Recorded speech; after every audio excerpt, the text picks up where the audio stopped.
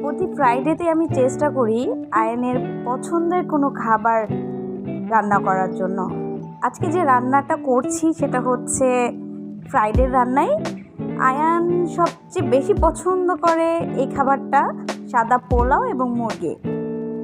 তো এই হচ্ছে আমার মুরগি রান্না করা। যদিও আমি ভালো রান্না পারি না, তবে এমন কোনো রান্না করি না যেটা আসলে কেউ খারাপ বলবে।